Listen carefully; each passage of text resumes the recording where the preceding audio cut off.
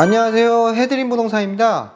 부동산을 계약하실 때 집을 보고 마음에 들게 되면 계약을 체결하고 잔금을 납입한 후에 이사를 가게 되는데요. 그 과정에서 무엇을 준비해야 되는지 잘 모르시는 분들이 많습니다. 그래서 저희가 중개업자의 시선에서 바라보는 매매계약의 진행 과정에 대해서 한번 설명드려 보도록 하겠습니다. 매매계약의 절차는 사실 전월세 계약의 절차보다는 일반인들이 잘 알지 못하는 비교적인 복잡한 과정들이 있는데요. 소유권이 이전되는 과정이 포함되어 있어서 그래요.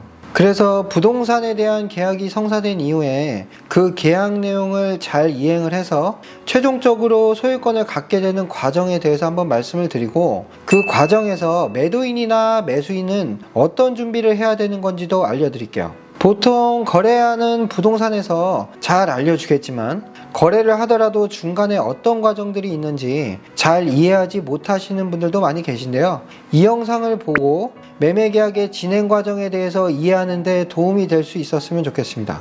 일반적으로 부동산 거래를 한다고 해서 매매와 관련된 모든 과정을 이해하셔야 되는 건 아니지만, 내가 이제 첫 집을 사면서 이런 과정으로 내가 부동산의 소유권을 취득하게 되는구나, 이렇게 이해하시는 데는 도움이 되실 거예요. 그리고 부동산을 취득하기 위해서 많은 분들이 담보대출을 이용하시는데, 대출 관련해서는 언제부터 준비를 해야 되는 건지, 그리고 또 등기 이전을 위한 법무사 선임이나 잔금일날 대출은 어떻게 실행이 되고, 또 잔금 완납 후에는 어떤 일처리들이 이루어지는지도 한번 말씀드려 볼게요.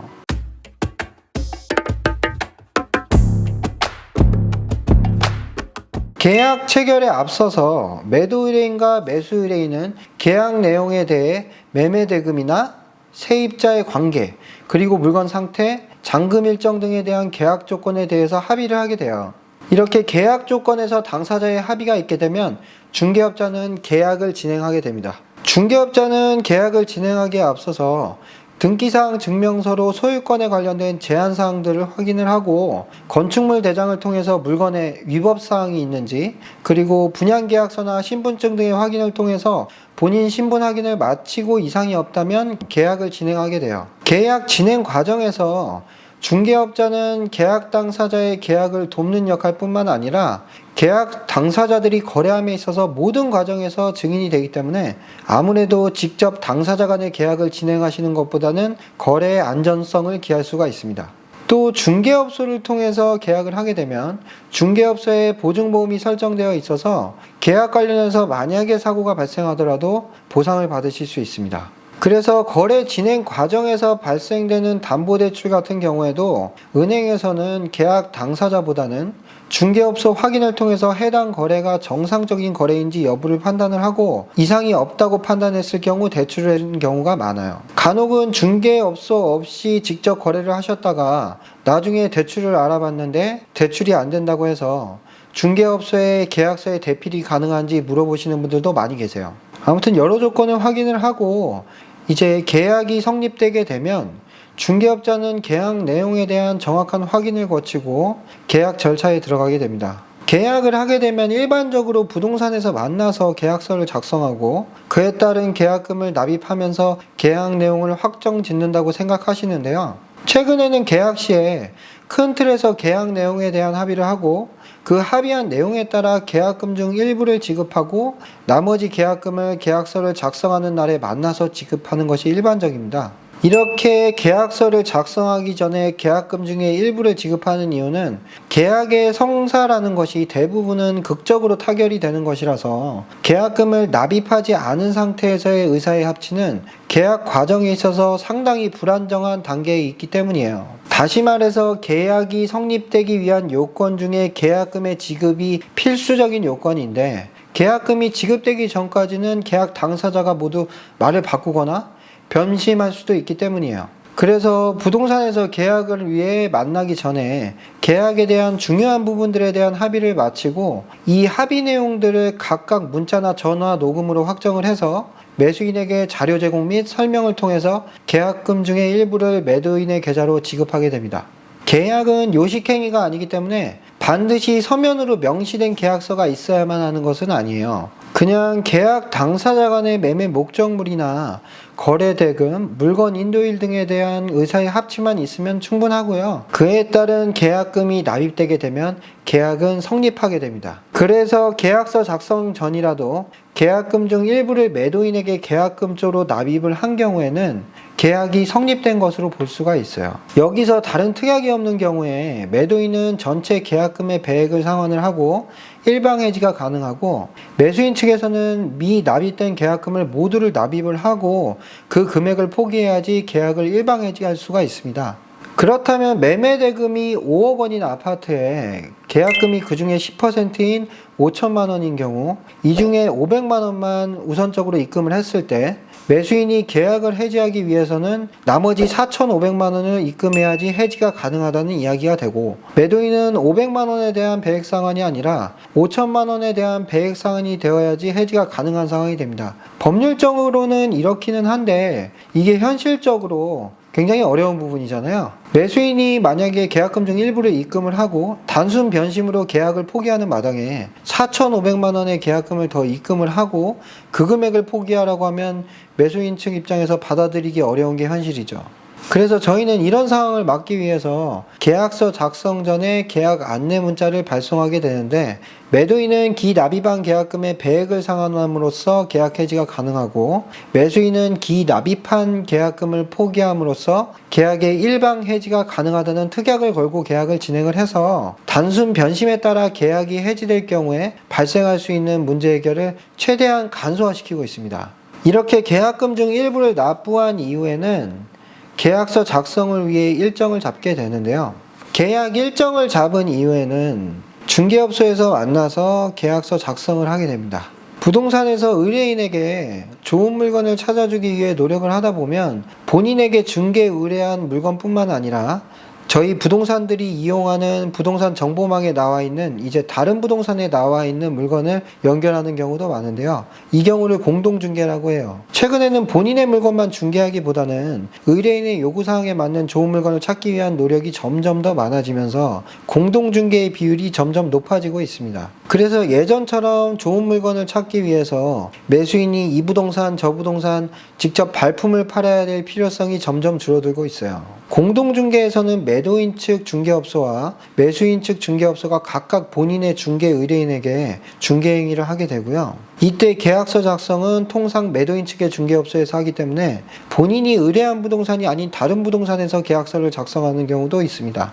계약서 작성 시에 부동산에서는 매도인과 매수인의 신분 확인과 함께 매도인이 물건에 대한 권한이 있는지, 각종 제한 물건이 있는지 여부도 다시 한번 확인을 하게 되고요. 여기서 물건에 대한 등기사항 증명서나 건축물 대장, 토지 이용 계획 확인원과 같은 공적인 문서도 확인을 하고 매수 의뢰인에게 첨부 서류를 넣어드리게 돼요. 계약서를 작성할 때는 미리 합의해둔 계약 내용을 확인하면서 추가적인 요구사항이나 조건이 있다면 당사자의 합의를 거쳐서 이제 특약사항에 넣게 되고요. 계약서에 각각 서명 날인을 하고 계약금 전액을 입금함으로써 계약은 성사가 됩니다. 이때 중개업자는 물건에 대한 확인 설명서를 작성해서 거래 당사자에게 교부를 하고 이때 중개 수수료가 확정이 되는데요. 중개 수수료는 계약 시에 받는 경우도 있지만 통상 모든 거래 과정이 끝나고 잔금 지급이 완료된 시점에서 받는 것이 일반적이고요. 이렇게 계약서 작성이 모두 마무리가 되면 중개업소에서는 실거래가 신고를 하게 되고, 이제 잔금일까지 매도인은 이사 가야 할 집을 알아보게 되고 매수인은 잔금 납부를 할 준비를 잘 하셔야 됩니다.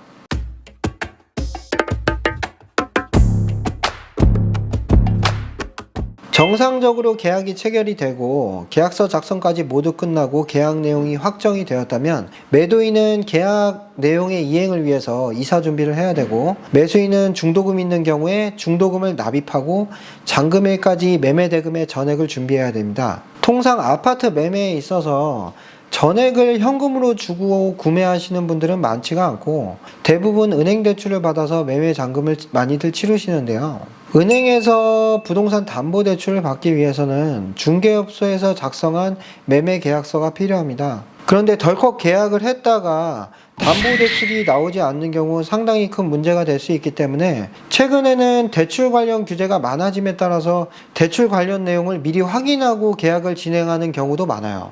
중개업소에서 계약하실 경우에 중개업소와 협약을 맺은 은행에서 대출 가능한지 여부하고 총 대출 가능 금액 등에 대해서 어느 정도는 확인을 해보실 수가 있습니다. 이렇게 은행과 중개업소가 협력업체를 맺어서 일을 하는 이유는 대부분의 대출은 신용대출을 제외하고는 중개업소에서 부동산 거래와 동시에 발생하기 때문이에요. 그래서 은행은 중개업소에 대출 소개를 부탁을 하게 되고 중개업소에서는 매매나 전세 계약을 체결하면서 대출이 필요한 매수인이나 임차인에게 각각의 은행별로 대출 금리 등을 검토해서 유리하다고 판단하는 은행을 소개하게 됩니다. 가끔은 주거래 은행이 있다고 해서 반드시 그 은행에서만 대출이 나올 거라고 생각하시는 분들도 많이 계신데 특별히 주거래 은행에서 담보대출을 받는다고 해서 대출금리가 낮은 것은 아니에요. 시중 은행별로 각각의 대출금리가 큰 차이가 없기 때문에 잔금 대출을 받게 되는 그 시기에 각각의 은행별로 어디에 담보대출 금리가 상대적으로 저렴한지 직접 비교해보고 진행하시는 게 좋습니다. 저희 부동산에서는 은행별로 대출 상담사를 알선을 해주고 그 안에서 본인 판단하에 알아서 결정하실 수 있게끔 도움을 드리고 있고요. 그리고 중개업소와 협약된 은행은 대부분 시중은행들이 다 해당된다고 볼 수가 있어요. 우리가 일반적으로 생각하는 1금융권의 은행들, 국민은행이나 우리은행, 하나은행, 농협, 신한은행과 같은 대다수의 은행들이 모두 중개업소와 협약을 맺고 있고요. 담보대출 금리도 은행에 직접 방문해서 대출받는 것과 차이가 없이 동일하기 때문에 직접 은행에 다니면서 발품을 파실 필요는 없어요. 대출 은행을 정해서 대출 실행을 위한 자서를 하실 때도 은행에 직접 방문할 필요 없이 거래하신 중개업소에서 만나서 자서하는 것도 가능합니다. 그리고 담보대출이라는 것이 잔금일에 약속된 시간에 맞춰서 대출이 실행돼야지 사고가 발생하지 않아요. 그래서 본인이 은행에 방문해서 직접 진행하는 것보다는 중개업소와 협약된 대출 담당자를 통해서 진행하는 것이 잔금일날 일처리에 있어서 조금 더 부드럽게 처리가 가능하고요. 간혹 개별적으로 대출을 알아보셨다가 잔금일날 대출 실행이 늦어지거나 대출 관련 부분을 이제 중간중간 중개업소에서 확인할 수가 없어서 이게 거래사고로 이어지는 경우도 많습니다. 경우에 따라서는 이사 나가시는 분이 잔금을 받아서 나가셔야 되는데 대출 실행까지 몇 시간을 기다리는 경우도 있어요. 잔금일날 만약 대출이 안 나오게 되면 정말 큰 거래사고가 발생하게 됩니다. 그럴 경우에는 수천만 원, 수억 원이 왔다 갔다 하기 때문에 실수 없이 모든 일 처리가 잘 돼야 돼요. 잔금일날 대출 실행이 늦어서 서로 감정이 상하는 경우도 발생할 수가 있습니다. 들어갈 집에서 이사 나가시는 분은 또 다른 집에 이사를 들어가야 되고 이삿짐 업체도 와서 기다리고 있을 것이고 그리고 들어가는 집도 잔금을 받아야 나갈 수가 있기 때문에 단순히 본인의 이사가 좀 늦어지는 문제로 간단하게 끝나지가 않아요. 그래서 그냥 입주가 좀 늦어졌다의 문제가 아니라 상황이 상당히 복잡해집니다. 간혹 대출이 잔금일날 나오지 못해서 계약 자체가 파기되는 경우까지 발생하기도 합니다. 이 과정에서 중개업자가 대출 관계를 정확하게 확인을 해주고 또 원활하게 일 처리를 해줘야 되기 때문에 중개업소에서 계약하신 경우에는 그 중개업소에서 협약된 은행을 통해서 대출을 받으셔야 만에 하나라도 발생할 수 있는 사고와 피해를 조금이라도 예방할 수가 있어요. 이렇게 대출을 실행할 은행을 정하게 되면 매수인은 대출 관련해서 자서를 하게 되고 대출 실행일을 잔금일과 맞춰서 대출 실행과 동시에 잔금 처리가 가능하게끔 준비를 해 둡니다. 그리고 매매 계약의 경우 등기 이전을 위한 법무사를 선임하셔야 됩니다. 알고 있는 법무사가 있으실 경우 따로 진행하는 경우도 있지만 그렇지 않은 경우에는 중개업소와 협력된 법무사를 이용하시면 잔금일날 중개업소에서 소유권 이전 등기와 관련된 모든 준비를 하게 됩니다. 그리고 계약 조건에 따라 중도금이 있는 경우에는 중도금 납입을 하시면 되는데 중도금 납입은 그냥 계좌 이체를 하게 되면 되고 중도금 일자에 굳이 매도인과 매수인이 만나야 하는 것은 아닙니다. 계약에 있어서 중도금 납입은 거래 당사자의 합의에 따라서 결정하게 되는데 계약에 중도금을 넣는 게 좋을지 안 넣는 게 좋을지는 거래의 안정성과 관련이 있어요. 계약금만 납입된 상태에서는 계약 당사자 일방의 의지만으로 계약 해지가 가능하지만 중도금이 납입되게 되면 당사자 일방의 해지는 불가능해지게 돼서 중도금 납입 시 통상적으로 거래의 안정성을 높일 수가 있습니다. 그리고 거래 대상 물건에 만약에 세입자가 존재해서 세입자가 거래 계약부터 잔금 사이에 중간에 나가게 되는 경우에는 기존 세입자에게 보증금을 반환할 목적으로 중도금을 활용하기도 하고요. 이렇게 중도금까지 모두 납입이 되면 잔금일까지 이사 준비를 하셔야 됩니다. 나오는 집의 이사 준비를 위해서 이삿짐 업체 예약을 하셔야 되고, 요즘에는 들어가는 집에 입주 청소를 하고 들어오시는 분들이 많이 계시기 때문에 입주 청소도 같이 예약하시는 분들도 많으세요.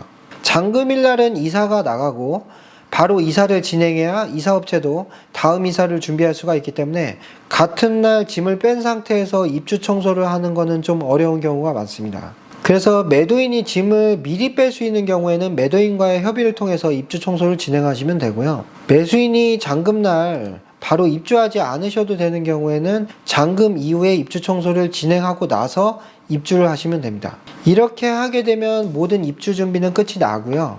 이제 잔금을 준비하시면 됩니다.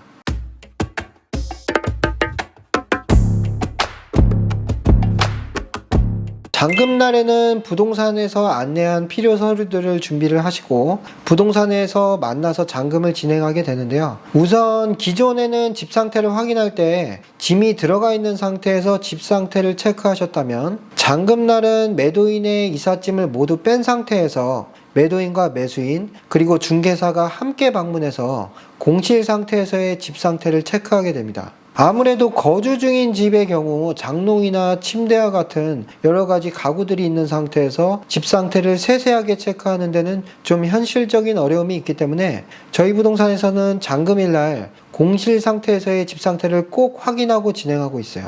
이렇게 집 상태를 모두 확인을 하고 이상이 없다면 다시 사무실로 돌아와서 잔금 처리를 진행하게 되는데요. 잔금일에 대출까지 있는 경우엔 실무적으로 조금 복잡한 프로세스가 진행이 되는데요.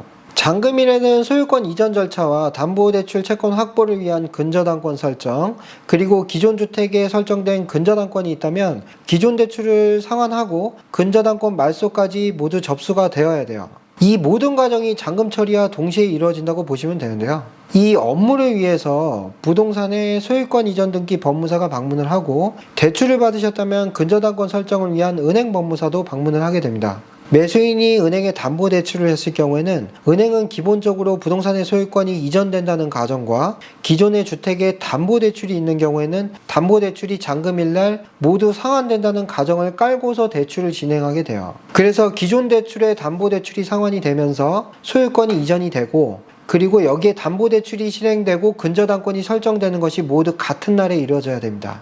만약에 소유권은 이전이 됐는데 기존 주택에 담보대출이 남아있거나 대출은 나갔는데 소유권 이전이 되지 않으면 정말 큰 거래사고가 발생한 거라고 볼 수가 있어요. 이런 경우에 잘못하면은 형사건으로까지 입건될 정도의 중대한 문제에 해당하는 부분이라서 중개업소에서는 잔금일에 이런 문제가 발생하지 않도록 모든 처리 과정에서 신경을 곤두세우고 있습니다.